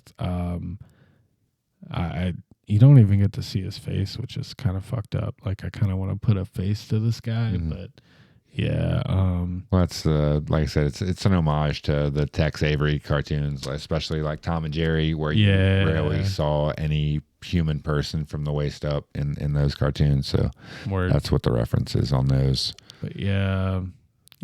What's your toughest thing? Come on, man. Fucking Tyler. I was like, is he gonna go? I'm trying to tell you, this is an anti-Tyler podcast. I am very against Tyler. He's just a fucking dick. He's the least helpful of the friends. At least Greg is funny. Tyler has no redeeming quality. I don't fuck with Tyler. Wearing a ski mask in the chase at the end, which is a weird look.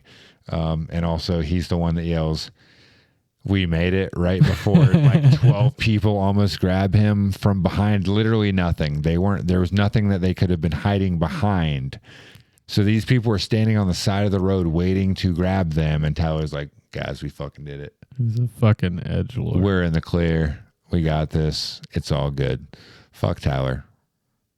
Toughest hang. Tyler gets no fucking love on this podcast. Nope. Sorry, Tyler. See Thomas Howell do better. Top bop, what you got? I kind of want you to go first, but I can do that. I ain't scared. Only because I think we're gonna have the same one. Well, so this is a weird movie, I think, to do top bop for because, as we were discussing earlier, there's a lot of leitmotif in this in the soundtrack. So you get a lot of the same themes in a lot of the tracks. So really what clinched it for me was which theme or track from the score gives me the most, and it's Adventure on Earth. It's the music that plays during the finale of the movie, leading all the way through the van sequence, all the way through the ending of the movie when E.T. leaves, because it gives you everything in the movie. You get the scope and the emotionality. I mean, it's just it's everything. Yeah, I'm not gonna go crazy into detail about it. It's just, if you haven't heard it, listen to it. It's 15 minutes of your day. Won't hurt you. It's just perfect. And we do share the same one. Yeah. I just had a feeling, and I wanted you to get one first. Yeah. I do have an honorable mention. The theme that plays with Elliot leading E.T. into the room with the Reese's Pieces. Mm-hmm. It's just very light and fun. Yeah. I feel like all the other music in this movie is either really epic or kind of ominous. Yeah. And I feel like that was one track that was just kind of really light. Mm-hmm. Playful. Yeah. So that's my honorable mention. But yeah, I don't know how like the last track is so epic. Yeah. Yeah. Epic is definitely a good word to describe it. I mean, like I said, it just gives you everything. Like all the feels in this movie are in this track, and it's perfect. Best fit. All right. So I was afraid I was going to spoil this one earlier, and I didn't. So go me. E.T.'s dad robe. Yeah. That he so comes not in. not the full drip, but the dad robe. Yeah, not the Gertie joint. But yeah, when he comes down in the blue plaid bathrobe, man. It's just something about that whole feel of that scene. Just gave me real dad vibes. Yeah. I feel like the E.T. Gertie drip is the easy answer, and like, it's a great fit. It's an iconic fit. And there's a Funko Pop for it. But dude, when we were looking that up earlier, there's a fucking Funko Pop with the blue plaid robe too. Oh, word. So I was like, yo. But yeah, I don't know that one. It gave me that vibe. Like E.T.'s done settled in this fucking house. Yeah. Like, Shit, about to get drunk. Where's my robe?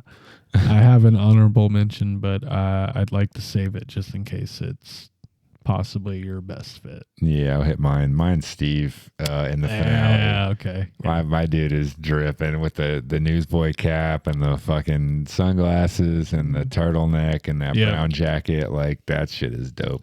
I could not pull that off. There's no fucking way I could ever pull off that look, but like, I respect it. Very, very, very 80s, but I respect it. It's not the same look as this character from this other movie, but it gave me Steve, I guess in general, kind of gives me Cameron vibes from Ferris Bueller, who I think is the hero of that movie. It's definitely not Ferris, who was a fucking sociopath. I don't know if I'm assuming that's a movie you have not seen. But yeah, Ferris Bueller, no, not the kind of guy I want as my friend. It's a hard life being Cameron, I'll tell you that. But yeah, Steve kind of gives me Cameron vibes. I don't know if it's the look or what it is about him, but that's the first time I rewatched this movie recently. I was like, oh man, that really reminds me of Cameron from Ferris Bueller. But yeah, his look is the shit in this movie. And honorable mention is the E.T. with the drip, man. Yeah, the Gertie necklace drip, and the wig and everything. Yeah, it's great. I mean, I don't fault, you know. Yeah, that's the answer. Mm-hmm. It's really the answer. But I was trying to, be a little contrarian and no lie, like I really did. Like when he came down in the robe, I was like, oh, okay, that's my shit right there. It's just something about it. Like he's just so relaxed and like all right, let me see what's going on in this house. But yeah, that was my honorable mention with Steve. So I'm glad I didn't go ahead and take that one from you. I appreciate it. But yeah, we have this category around here that is pretty fun. Yeah, here we go with the John C. Reilly. If you could replace one character in this movie with John C. Reilly, who would it be? That's a hard one. A lot of mystery around this. I've been really curious what your answer was going to be. This is a really fucking hard one. I'm a little upset that you kind of guessed it, but it is Gertie. Oh man, I had a feeling it was going to be Gertie. I think I don't know. You kind of slipped earlier and said you were thinking. I don't think you guessed that it was Gertie, but you said maybe you were thinking about it, and I was like, oh shit, like he's on to me. Yeah. But so here's my thing.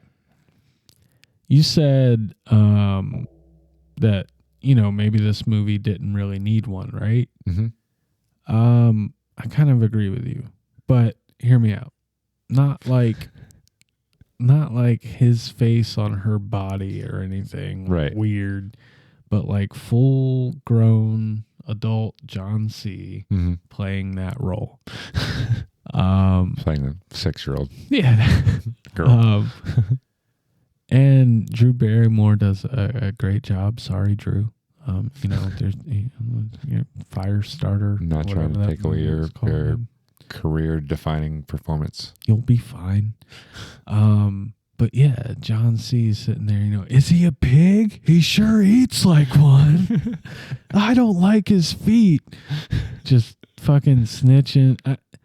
Bro, name a scene with her in it and like put John C. in there, just fully grown, playing that part with those mannerisms and like, bro, fuck, that would be so fucking funny.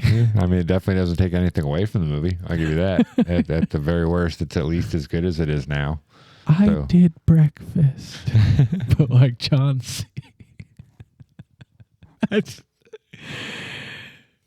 just wherever the picture, the Photoshop is gonna be with that, like, holy shit, I cannot wait. That's kind of one of the reasons. Should be right over here, somewhere in this area. That's kind of the reason I picked it. I was like, this is gonna be to get the John C. face on the Gertie body. But no, man.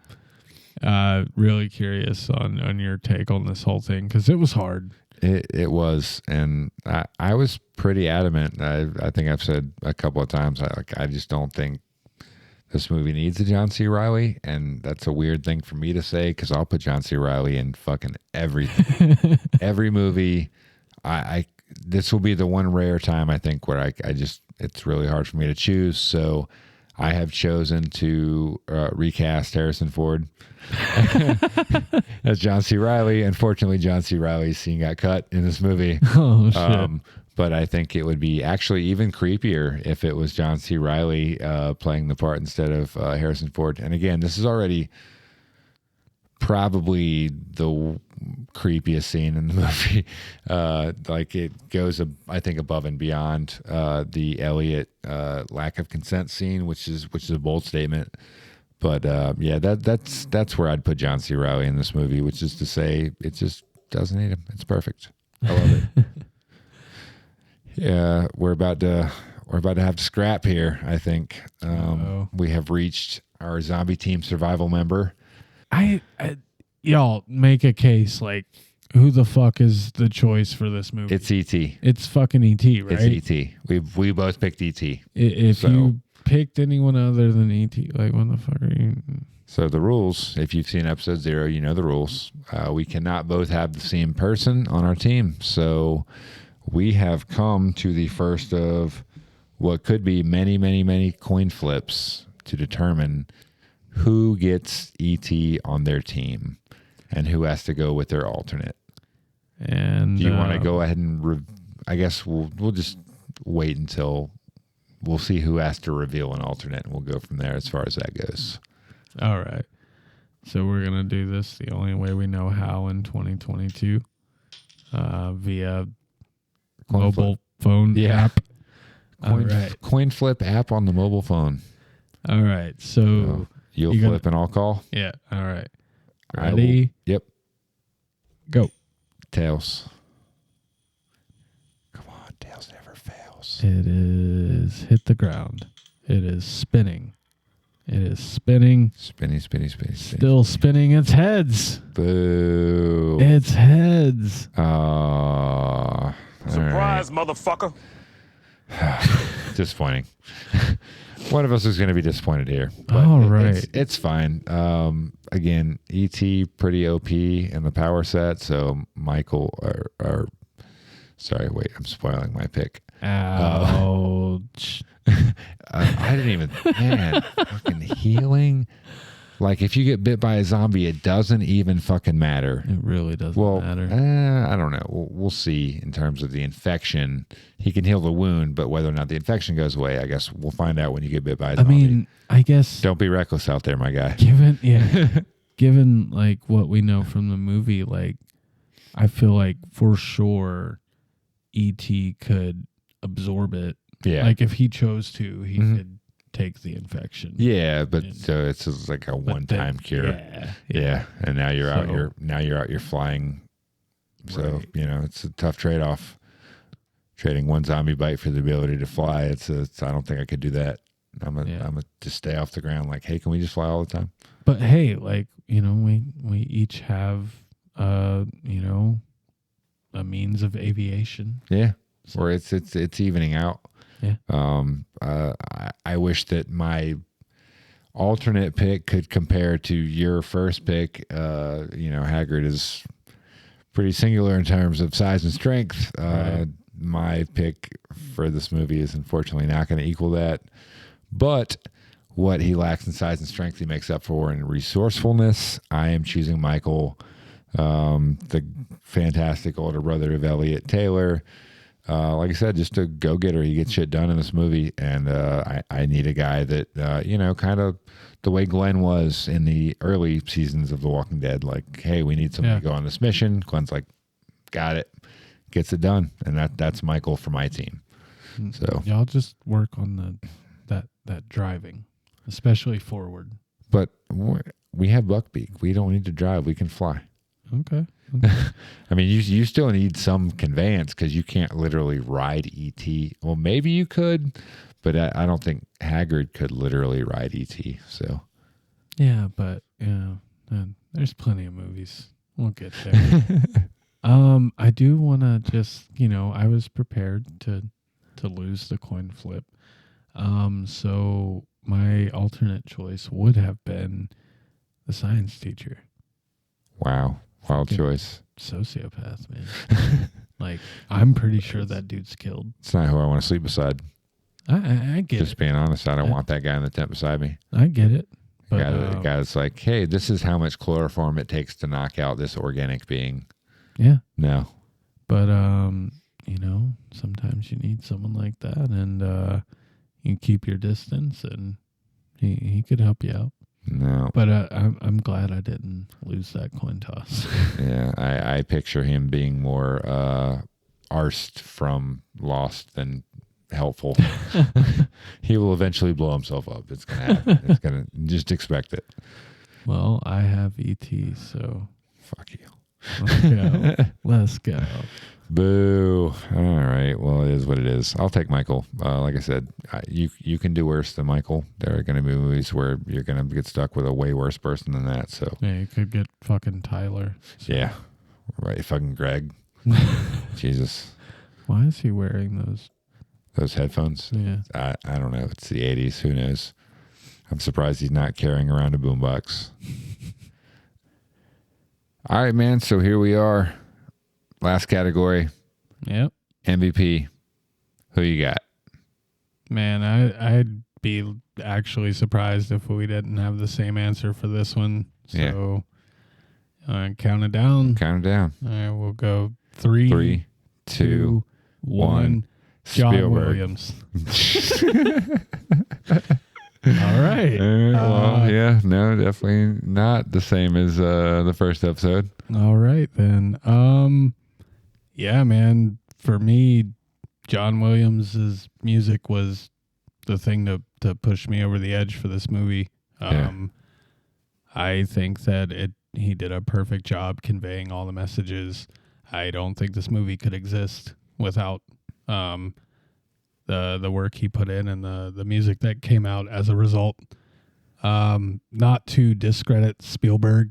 Yeah. I think the direction of this movie is great, but it was a tough choice. Yeah, I think they're both very respectable options. I don't think, you can't really disparage either choice. Yeah. I can't say I disagree with Williams as a choice. The flying theme is some of the most iconic music ever made. It's just For sure. And perfect for the scene. And that's what it comes down to is, there are a lot of composers working today that do good work. Bear McCreary, Ludwig Göransson, Ramin Djawadi, Michael Giacchino. All of them really talented guys doing fantastic work in film scoring. But John Williams is our Mozart, our Beethoven, our Tchaikovsky. Like, that's the guy, and he's incomparable. Yeah, I think you try to imagine this movie without his music. I can't. Oh, no, definitely not. So, I think there's some of his movies that you could cut out all the dialogue, all the sound design, and just watch the movie with the visuals and the score, and it would be basically the same movie. Right. You know, you get all the same emotions. You would understand what the scene is trying to do. It's just, I mean, again, incomparable. There's only one John Williams, and you're going to hear his name a lot on this podcast, I think. Yeah, I don't think this will be his last MVP. Yeah, probably not. It will definitely not be his last time he's eligible for it. I promise you that. Got a lot more John Williams coming on this podcast, I promise. But to me, Spielberg won because I just, his vision for the movie, you know, he had an idea and he decided that wasn't what he wanted to do, and he came up with this instead. He didn't write the movie, but they're just little touches, you know, getting the exact moment, the exact perfect night to get the shot, the practical shot for the moon, for the bicycle shot. I mean, not a lot of directors are going to put in the effort to get that. You know, you can do that in post. You don't have to find that shot naturally, but that's a choice that Spielberg made. Choosing to work with all child actors was a bold choice. Not all, but realistically, there's 8 parts in this movie. Yeah, 6 of them are filled by children. Michael and his 3 friends, Bertie and Elliot. I guess E.T. is the 9th character, basically a kid, I guess. I mean, one of the actors playing it was a 12-year-old kid. So, yeah. But yeah, and you know, he's like most directors, Spielberg's very heavy into storyboards, knowing what the shot should look like, how the story's progressing as it goes. He was much more adaptable because he was working with kids on this movie. He kind of let his adult actors play off what the kids gave him. You know, because he didn't really know what to expect. You know, you cast them based off the audition, but who knows if that's their best day or their worst day? You really have no idea when you cast a kid in a movie.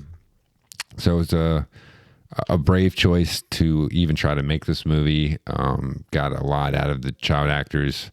I mean, you can make the argument that Henry Thomas's performance is maybe the greatest performance by a child actor in movie history.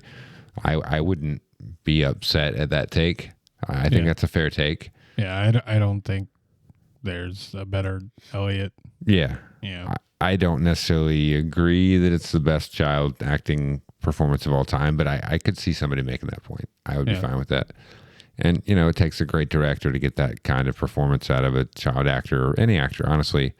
So, yeah, it's Spielberg for me. There wouldn't be an E.T. without Spielberg. And I agree, it wouldn't be the same movie without John Williams, but John Williams wouldn't be necessary without Spielberg. Right. Spielberg takes it for me. Do you have any closing thoughts on the movie? Yeah, so a couple of things I wanted to mention. There was the E.T. moment when Mary is giving all the kids their send off for Halloween and saying they look great in their costumes, and they're all like, thank you, and the E.T. just comes in with a little thank you. And like his delivery of that line is fantastic. Is just something I had to mention is great for me. So E.T. with a speak and spell, saw blade on a record player, an umbrella, a coffee can, a pulley system, a fork. Like, dude is the real MacGyver. Yeah. Like before MacGyver existed. If only smartphones existed then. Right. You would literally need one smartphone, like Uber for spaceships. And let's go. E.T.'s home. Rocket X. Yeah. So there was a moment where Michael jumps in the decontamination shower after Elliot tells him that E.T.'s alive. Yeah. And it's just a great wholesome moment where he just jumps and conks his head. Yeah, it's so good. Yeah, you know, little stuff like that can really make me appreciate a movie more. Yeah. And so I don't know. I jotted this down. Can't remember exactly where my head was at, but so was it Elliot's love or Gertie's wish that brought E.T. back to life? What really brought him back to life? How can we be sure? I don't know. Man, there's a lot of stuff in this movie, as I said during the recap, that I'm like, I don't really know what's going on here. It's just what happens in the movie, and I'm rolling with it because I think the movie, while not super sound from a plot perspective, is strong enough with the emotional connections that it just keeps you invested in it and allows you to kind of overlook a few of the plot mechanic issues of this movie. Right. Yeah. Other than that, I am really glad that we watched this movie. I think so far it's, I mean, out of what, 2? Yeah. Out of the 2 movies we watched so far. It's my favorite. Well, 3. No, sorry, 3. Yeah. Yeah. Oh, out of the 3 that I've watched, I don't know. It's tough, but it's up there. Yeah. Yeah. It's top 2. Yeah. I don't know. Top 2 of 3. We don't have to use that. Jesus Christ. I mean, it's video, so we, got to use as much as we can. Right. It's all good. We'll find the edit point. Blah blah blah. So I guess that's all we got. We appreciate y'all tuning in. Please subscribe to the podcast on YouTube or Spotify or Apple Podcasts or Stitcher, iHeartRadio, wherever you can find a podcast. You can probably find Must Have Missed It. So look for us. Download. Thanks a lot. Follow, like, comment, subscribe. Press all the buttons. Push those buttons. It all helps. Twitter at Must Have Missed It. Instagram at Must Have Missed It. TikTok at Must Have Missed It.